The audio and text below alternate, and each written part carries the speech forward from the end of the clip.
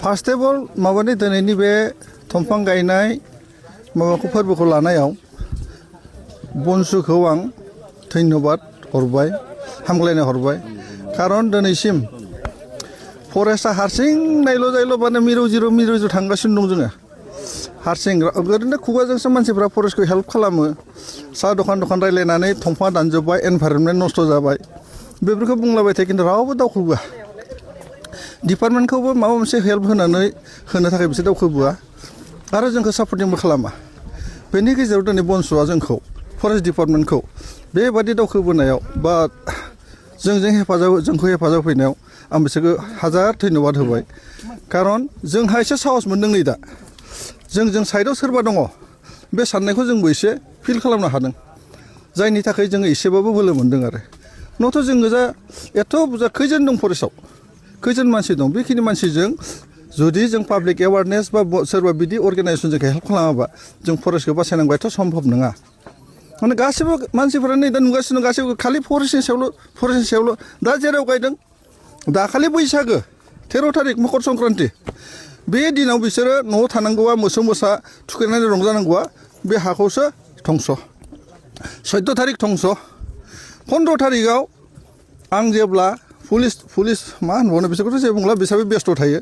बेखायनो जों रावबो मोनाखिसै जों गोजा फरेस्टनि गोजा फैनानै जों बाहाय होख्रांफैबाय जों होख्रांफैनायाव बिसोर खारजोब्बाय बेनिफ्राय जों रुनिखाता थांनांदों आरोखि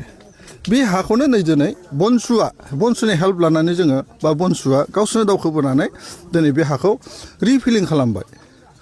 इसोरा नायोब्ला मथा मथि बे जिबादि जों गायदों दा गैयाबो बाहाय 3000 गायनोसै जों दासिम 1500 थांबाय 3000 गायनोसै बे 3000 दंफांनि गेजेराव जुदि 1,500 बा 2000 थायोबाबो जोंहा जथेस्थ' दंफां थायो आरो बाहाय कमप्लिटलि माबानि बे वाइल्ड लाइफनि मैदेरनि जायगा बाहाय एकदम सब मैदेर थायो ओरैबारि मैदेर थाखाबाय थायो दा जोंहा जेरावबो ब्लक जाजोब्बाय ओरै करिडर गैला थांनो जायगा गैला मैदेरा बेखायनो जेराव एसे मोनो बाहायनो थायो बेबो जायगामोन नै दा बेखौबो सिफायनायनि बेबस्था लाबाय माबाफ्रा जोंनि पाब्लिकफ्रा एसे एवारनेस होदो एसे मोजां जादों मानसिफ्रा बुजिदो दंफांखौसो नांगौ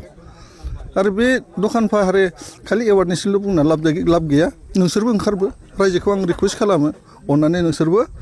माबाखौ फरेस्टखौ बनसुबादि हेफाजाब थाखाय दावखोबोदो खुलुमबाय डिपार्टमेन्ट तरफनिफ्राय मा हेफाजाब होनाय जादों डिपार्टमेन्टनिफ्राय दासिम बाहाय जेबो गैया ओरैनो जोङो बनसु हिसाबै बिसोर दावखोबोनायाव जोंनि फुलि लांलाय लोगालाय बिसोरजों गायफागासिनो दं बे फुलिया आरो हेल्प होनाया जोंनाव दं आरो स्पेसिसआ बाहाय गाम्बारि दं बनसुम दं बेनिफ्राय दङ 10-12थासो स्पेसिस बाहाय दङ आरोखि जेसेबां 6 जुना फैगासिनो दं वर्ल्ड इनभाइरनमेन्ट डे मा थांखि जाय हक मोननै दं जोंहा आरो बिदि वर्ल्ड इनभाइरनमेन्ट डे आरो बिदिनो बेखौबो जों गायगोन बबेबा मोनसे जायगा लानानै जों जेसे हागौ बे इनक्ल'जमेन्ट एरियाखौनो सेस्था खालामगोन आरोखि नै दा बालाजाराव मोनसे एसे मा जागासिनो दं बालाजारावबो आंहा गायनांगौ जाना दं बेहायबो दावखोहां दाखालि बेखौ लानानैनो आरो बालाजाराव एसे जादोंमोन जों दा फ्रिकुवेन्ट रेगुलार बालाजारावनो नांथाबगासिनो दं बाहाय गैथ'ला हिसाबै जिखिनि दंफां गायदों सार बेसेबां थागोन आसा दङ नोंथां बेखौनोथ' बुंबाय आं जुदि जोंनिफ्राय बाहाय 3000 जुदि 1500 थायोब्लाबो जथेस्थ' आरो जोंनाव आसलथे जों गायदोंसो हय जुदि जों थिगब्ला मानसिया जुदि बुजायलायोब्ला बाहाय दंफां गायनायनि खुनु प्रयजनानो गैया मालाय गावनो गाव फैखायो नै दा सुमलि फैगोन खैरो फैगोन खराय फैगोन गावनो उरायबोनानै बाहायनो गोग्लैफैगोन बा गावनो मा रोदोमखांबाय थायो जोंहा बाहाय दंफां गायनायनि खुनु प्रयजनानो गैया जुदि जों मोजांब्ला पाब्लिकआ मोजांब्ला माब्लासिमाव मानसिफ्रा बुजिगोन होननानै सानो बेखौ बुंनो हाला माथो बांसिननिफ्राय बांसिनसो मा जागासिनो दं इनक्ल'ज जागासिनो दं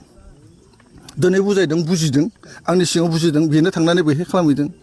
बिदि जागासिनो दं दा बैहाय हा दं बेखौ फानदों बैहाय खारदों बेनो नै दा एफआरएनि नामाव